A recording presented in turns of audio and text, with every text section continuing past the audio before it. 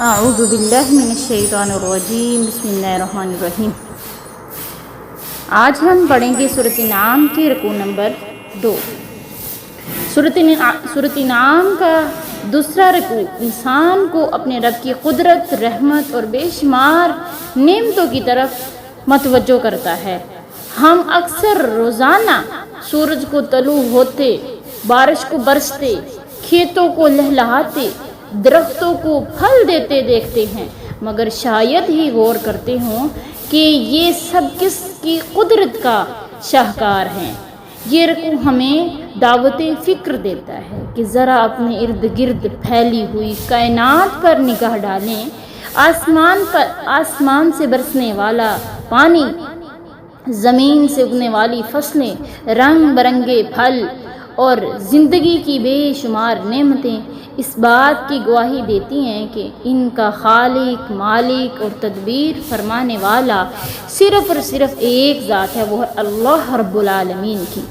اس رکوع میں اللہ تعالیٰ انسان کو یہ بھی یاد دلاتے ہیں کہ جس رب نے یہ عظیم نظام پیدا کیا ہے وہی عبادت اور اطاعت کا حقدار ہے۔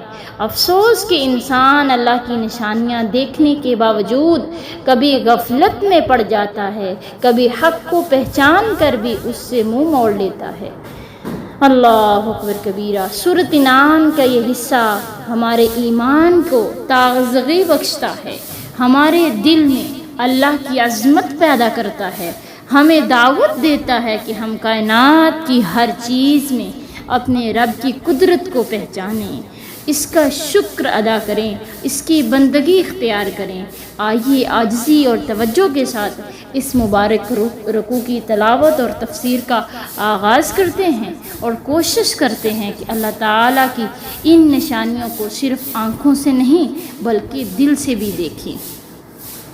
تو سبق کے آغاز سے پہلے آپ سے ریکویسٹ ہے کہ ویڈیو کو لائک کریں اور اس کو دوسروں تک ضرور شیئر کریں، کیونکہ اچھی بات دوسروں تک شیئر کرنا یہ بہترین صدقہ جاریہ ہے۔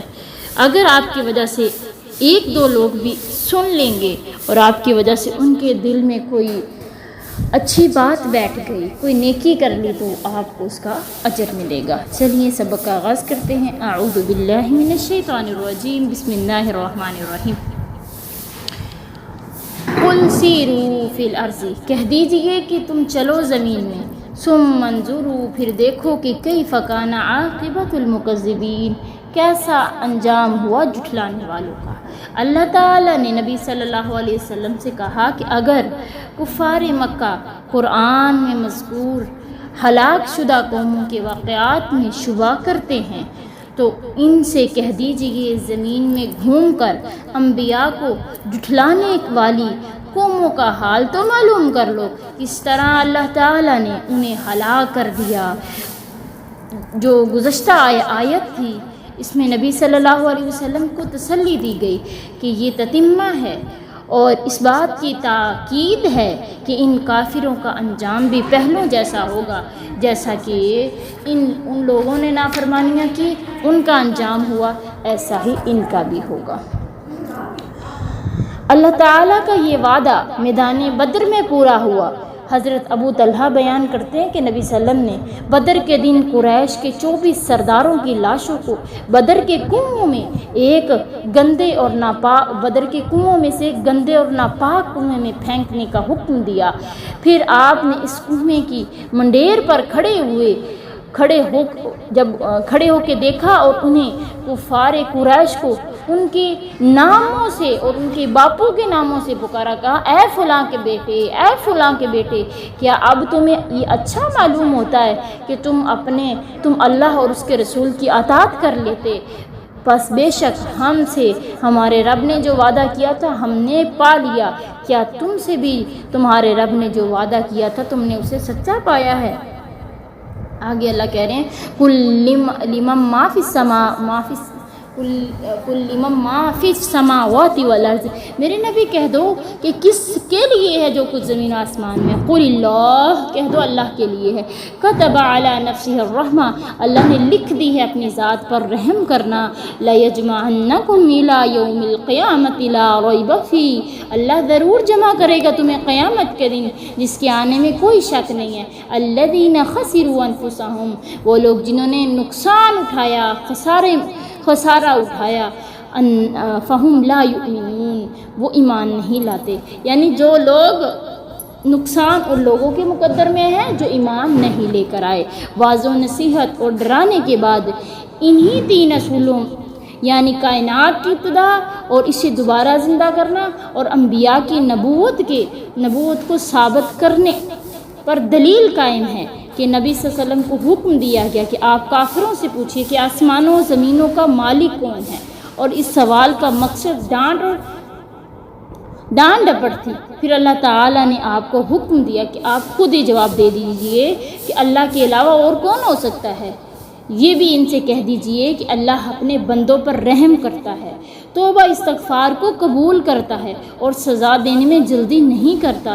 اسی صفت رحمت کا تقاضا ہے کہ اللہ انہیں دنیا میں مہلت دے گا اور انہیں بالکل ختم نہیں کرے گا، لیکن قیامت کے دن ان سب کو اکٹھا کرے گا اور ان کی کرتوتوں پر ان کا محاسبہ ضرور کرے گا۔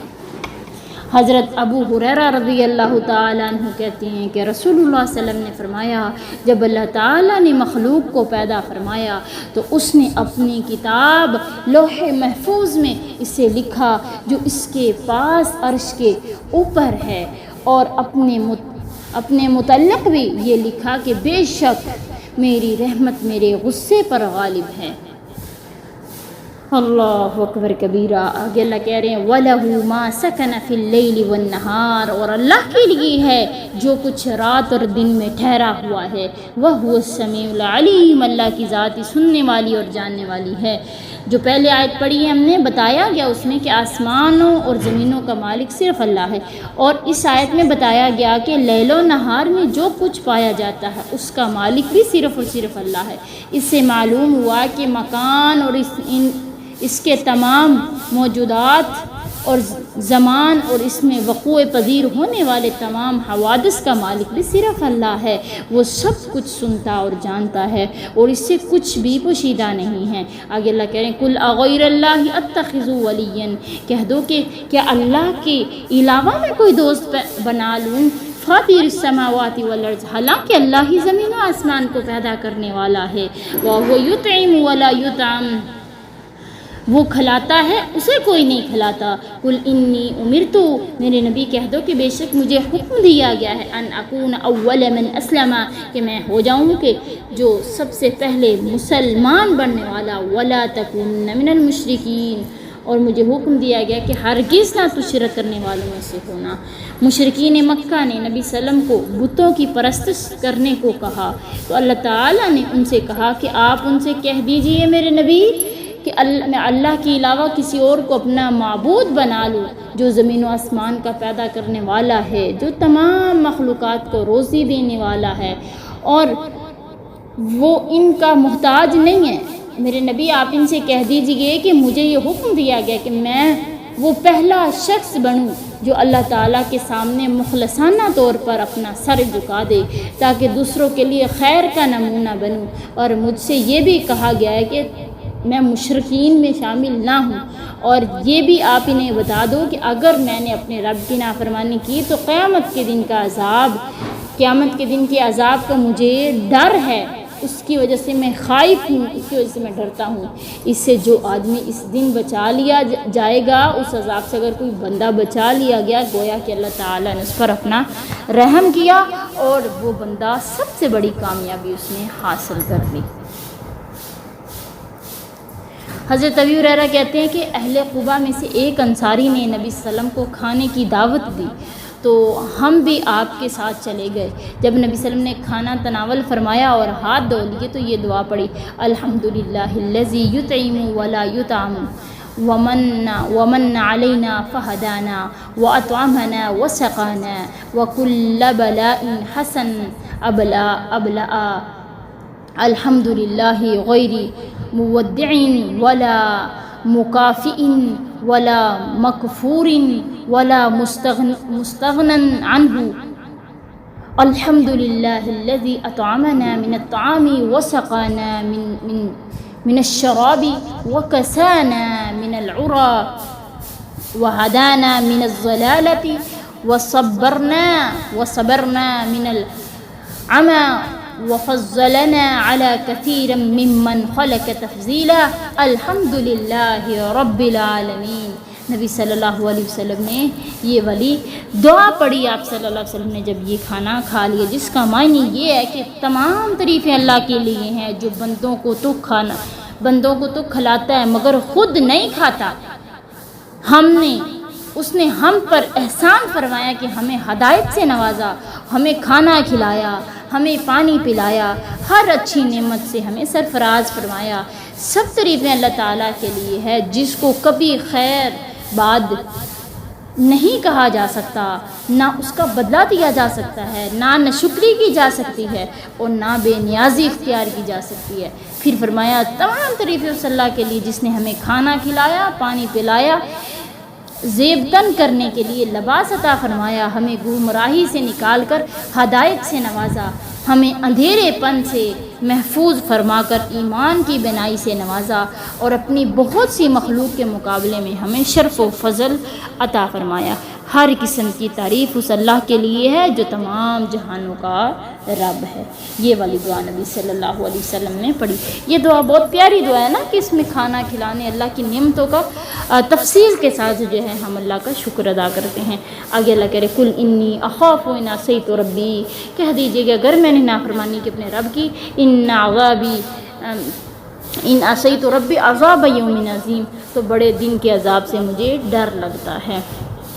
حضرت ابی ہریرہ کہتے ہیں کہ رسول اللہ صلی اللہ علیہ وسلم نے فرمایا ہر سونے اور چاندی کے مالک کے لیے اور ہر ان میں سے ان کا حق ادا، یعنی کہ جو کیا نام ہے سونے اور چاندی کا جو مالک ہے، اگر ان میں سے اس کا حق نہیں نہ ادا کرتا تو قیامت کے دن آگ سے تختیاں بنائی جائیں گی وہ سونا، پھر ان تختیوں کو دوزخ کی آگ میں گرم کیا جائے گا، پھر ان تختیوں سے ان کے پہلوؤں پر، پیشانیوں پر، ان کی پیٹھ پر داغ دیا جائے گا۔ جب کبھی یہ تختیاں ٹھنڈی ہو جائیں گی تو انہیں دوبارہ گرم کر لیا جائے گا۔ یہ سزا اسے اس دن دی جائے گی جس کی مقدار 50,000 سال کے برابر ملتی رہے گی، یہاں تک کہ بندوں کے درمیان فیصلہ ہو جائے، پھر اسے یا تو جنت کا راستہ بتا دیا جائے گا یا دوزخ میں۔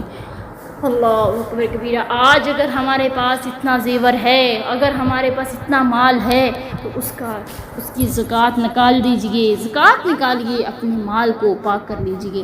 آگے اللہ کہہ رہے ہیں وَمَن يُصْرَفْ عَنْهُ يَوْمَئِذٍ فقد رحمہ، جو شخص اس دن اس سے عذاب ہٹا لیا گیا، تحقیق اس پر رحم کر دیا گیا۔ وَذَلِكَ الْفَوْزُ الْعَظِيمُ، یہ بہت بڑی کامیابی ہے۔